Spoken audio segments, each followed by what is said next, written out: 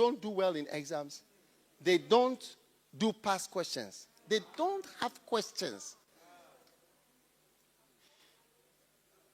If you do past questions, what happens in exams is that when you see, I don't know if they still do it, but we used to have some red paper, some small red.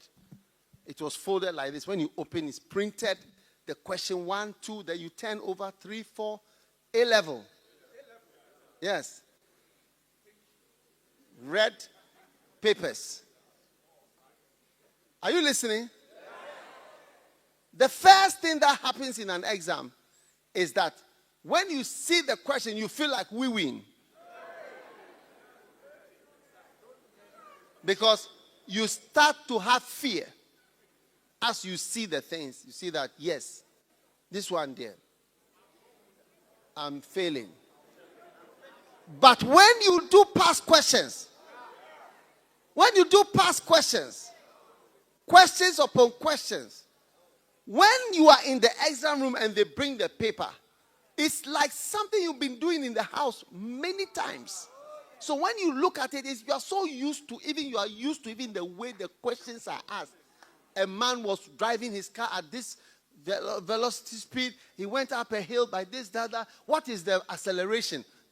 Calculate the acceleration. And that's all. But you've seen many like that.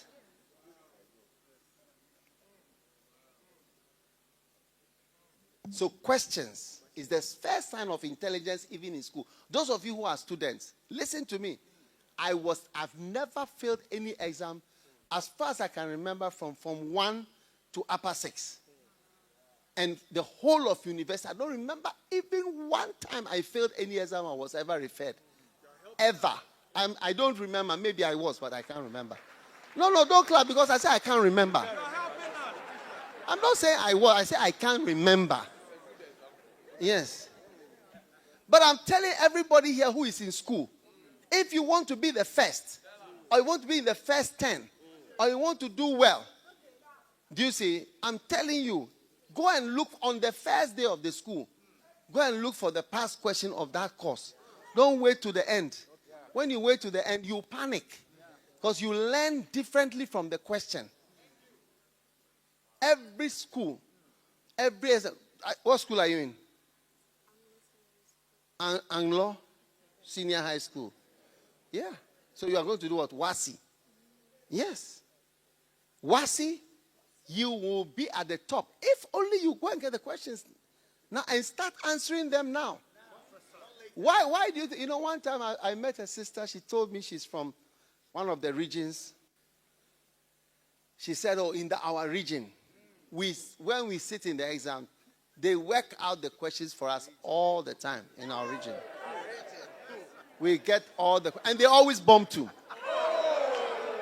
You see? Because even though you know the questions, you can't really understand it. He said we always see the questions. Always. And they still bomb.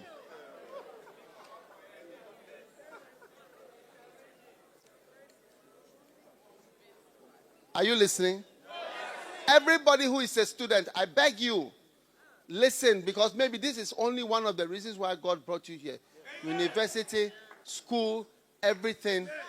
If you are starting, not at the end, at the first day, go for the questions. Find the questions of that course.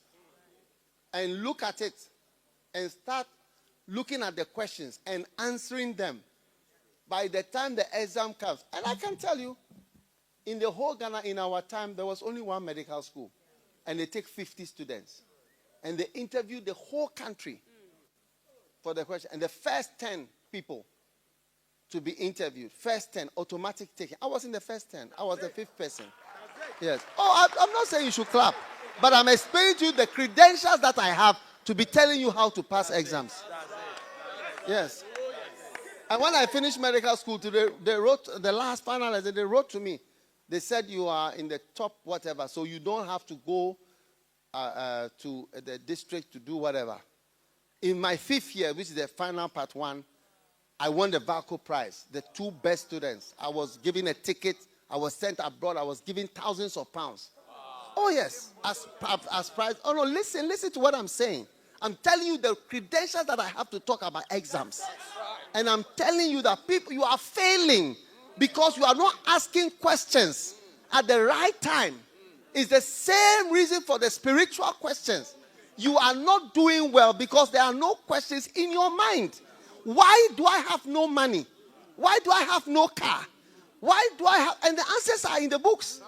Why do I not prosper? Lack of knowledge, lack of skill. How come you are in a church, there is nothing there? It's the town, the this, the that, the that. But we are in Ghana. I've been a Christian for so many years, serving the Lord and working in the church. It's the same Ghana. It's the same Ghana. I've never lived outside Ghana. I've never gone to live outside Ghana for any length of time. Never. All my life is in Ghana. I've never moved. Let's say I'm going to America for 2 years in all my years. No. I've only been here. There's no country that can say that I've come to stay there before. Yes. No country can say that that's where I went or that's where I've been. No. We are all here. In this environment, which we have had since 1957. Yes. Ask yourself. Listen to the preaching. Everybody, don't even think of that church. Think of yourself. I'm preaching to you as a person and asking you why you are not doing well when you are in a church and in a ministry which has top revelations and books that are bought and wanted. I was in Argentina a few weeks ago. Oh, yes. I was in Singapore. One day I went to preach somewhere. The pastor told me, "You are my favorite preacher." Wow. Yes. And this is a mega church, not Ghanaians. Not Ghanaians. He said, "You are now my favorite preacher." Yes. I was with Reverend Eastwood on Sunday. We were talking. I said, "Oh, when he goes, he should say this and that and so on." And he said to me, I said, "Oh, maybe they are not inviting me because I'm not powerful preacher." He said, rather he said that you are very powerful. Your preaching is so clear that anybody can understand it. It's very, very powerful. Yes. You are here receiving something that is clear. Children listen to the message and look at your age. You can't hear. I mean, look at your age. You can't hear. People that are children are able to understand.